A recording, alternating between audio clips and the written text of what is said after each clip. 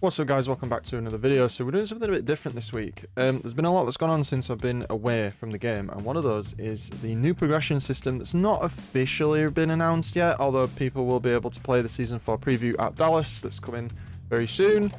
But essentially it's the idea of like, what is the progression system and where does it fit into the game, and sort of what are other games doing, and is Infinite heading in the right direction? So this is something that you find interesting. Sit back and let's get into it.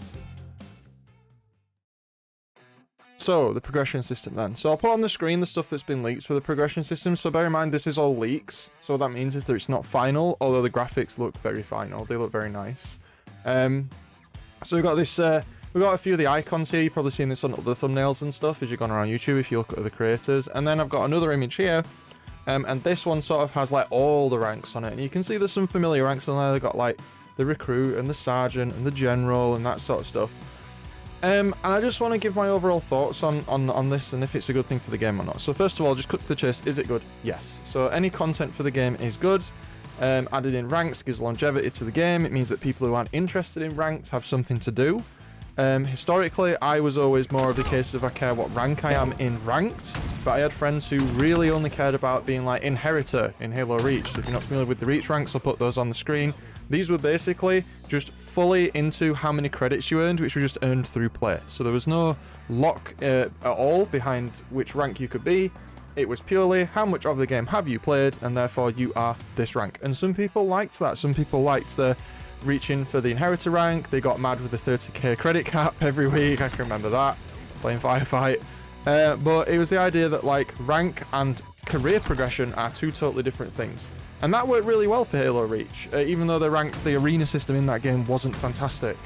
And then if we look at other Halo titles, like Halo 3, this was somewhere in the middle. So if you played Halo 3, you'd be aware that we had, and I'll put this on the screen again, we got the recruit, we got the sergeant, we got the gunnery sergeant, we got the captain, the lieutenant, etc., all the way up to the legendary general 5-star. So the difference between Reach and Halo 3, if you didn't play, was that each rank was actually locked behind and joined directly to your ranked rank. So for example, you couldn't be a general if you weren't level 50, which was the highest rank. You couldn't be brigadier if you weren't level 45. So what this led to was a lot of people getting the old, brigadier general, the lieutenant colonel, I think it was, the grade 3 colonel, etc. And it created like an interesting thing with like, you could see if someone was stuck and it gave you like a journey. And I think one of the things that is important with the Infinite one is that, are we still doing this in the style of what Halo needs, and are we copying Call of Duty a little bit? And if you look at the icons, I'll put them up again, you can see there's a lot of repetition. This is very similar to the MCC ranks. In fact, it's incredibly similar to the MCC ranks that we had. And personally, I found that incredibly boring. It was just like, oh, now I'm just a general, but now instead of being bronze, it's silver. Great. It feels very Call of Duty prestige, and I feel like one of the things that they could have done a little better was that they could have gone more the Halo Reach route. Now, I could open up the whole conversation on whether they should have gone with the Halo 3 version, where it's like, right, if you ain't Onyx, you ain't getting general, that's it. And I kind of think that as gaming's kind of past that now, because rank is its own thing. But I think there could be some ranks that are locked behind achieving a certain rank. So like maybe you can't get general if you aren't diamond or something. That'd be something really interesting to talk about in the comments. So if you have any thoughts on that, make sure you put it below. But yeah, I think that we've gone a bit Call of Duty with it. I think we could have just had more ranks. Like we could have had, even though they've tried to stay with the UNSC style, which is fine.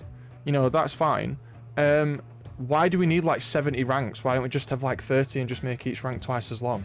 Like, do we have attention spans that are so short now that we need to get a rank like every other day to keep playing? I don't know. Like, I don't want to be overly negative, and I feel like adding career progression to the game is definitely a step in the right direction. It's something the game needs.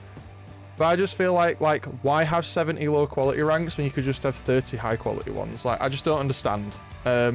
But then again, is that the boomer in me, or is it, is my attention span longer? I don't know. If you're a younger player and you have an opinion on this, make sure you put that in the comments as well.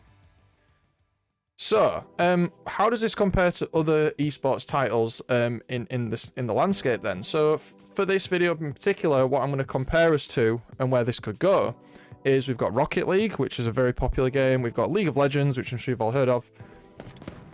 And we've got Valorant. And these games do this ranked thing, do the rank rewards and the career progression rewards slightly differently to each other. I know that Call of Duty is one I could have done as well, but I don't actually know a lot about that game, so I didn't want to go in and then be wrong about some stuff. So I'm talking about games here that I feel like I know a fair bit about.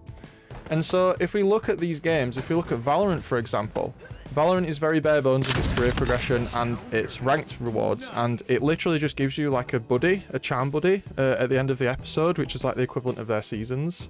It's like a mini season within a season.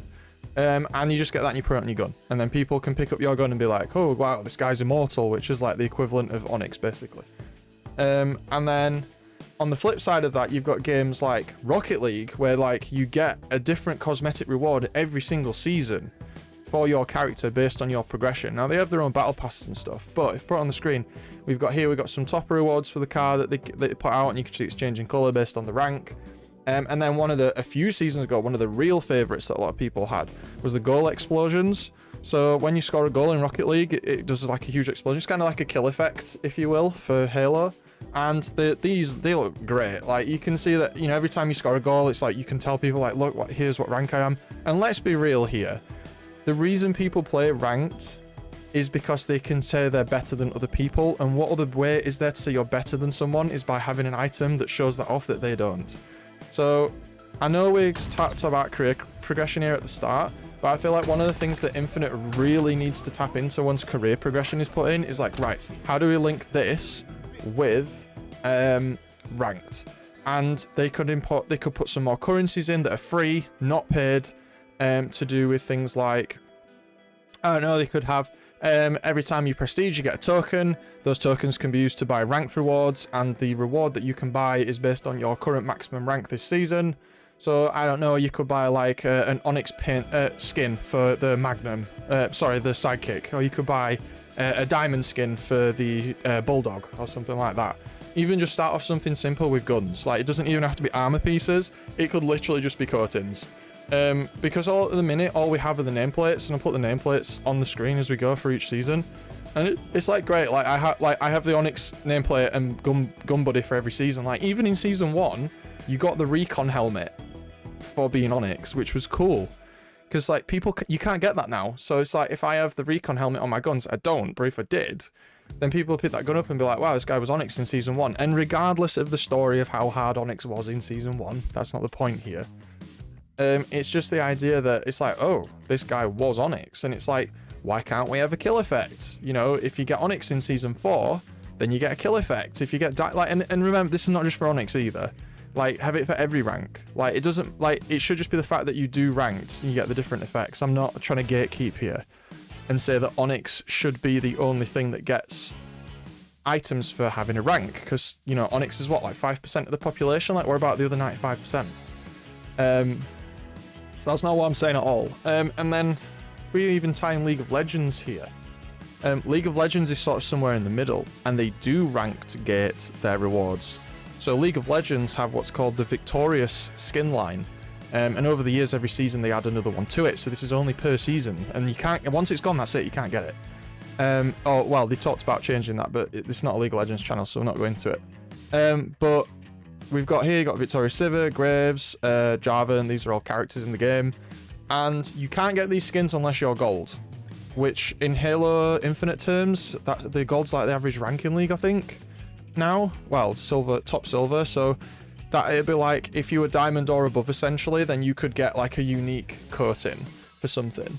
And I think, again, it's like, we would have to see how many people play ranked to see if that's worth it, but it's another way that Halo could go into it. So to clear up here, because we're going for ages, first of all, is the ranked system, is the career progression system a good addition?